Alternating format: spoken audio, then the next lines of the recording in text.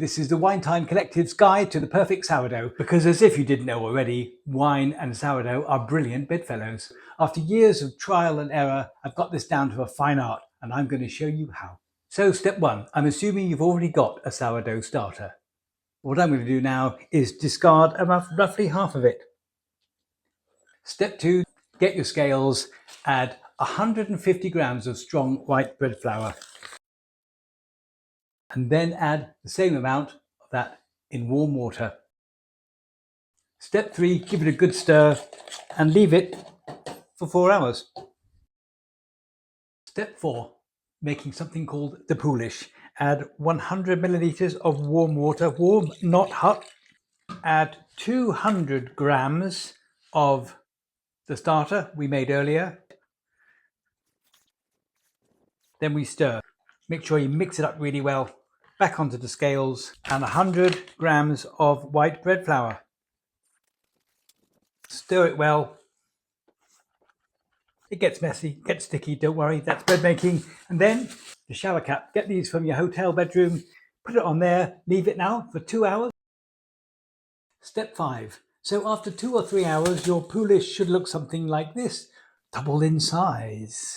Now we add 420 milliliters of warm water, followed by 120 grams of the poolish, and then stir in. Now we add the flour. We have 270 grams of white bread flour. We have 270 grams of strong white Canadian bread flour. And I add 60 grams of spelt flour. And now you give it a really good stir. Be patient with this. You need to work the flour into the water. Step 6, prove the dough. We're adding 12 grams of sea salt. This is really important. It helps the dough rise. And 30 milliliters of warm water. And this is where the fun starts. Just get stuck in. Mess it around like this. Just cover it with a damp tea towel and leave it for 30 minutes. Step 7, stretching the dough. We're simply going to fold the dough over on itself about 25 times. Cover the dough again and repeat the process every 45 minutes, 3 more times. It's 45 minutes later, we repeat the process, just fewer folds this time. It's 45 minutes on to the third stretch, even fewer folds this time.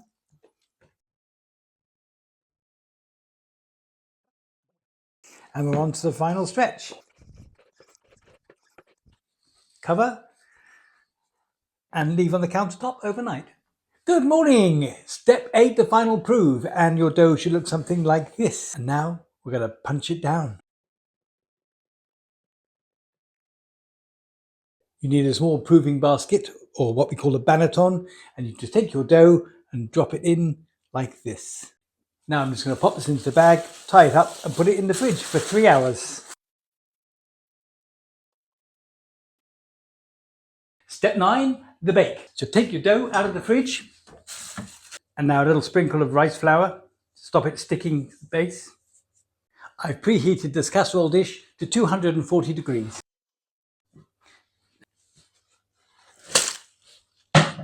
Slash it, lets the bread rise. Use a sharp knife or razor like I've done. Top on, back in the oven.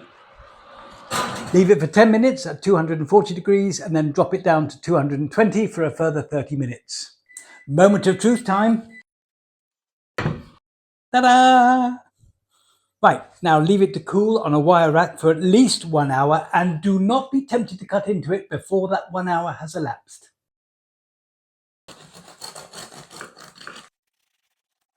What do we think of that? It looks gorgeous, but what wine are we going to have with it? I thought we'd have this lovely Chilean Pinot from Tesco, just a tenner.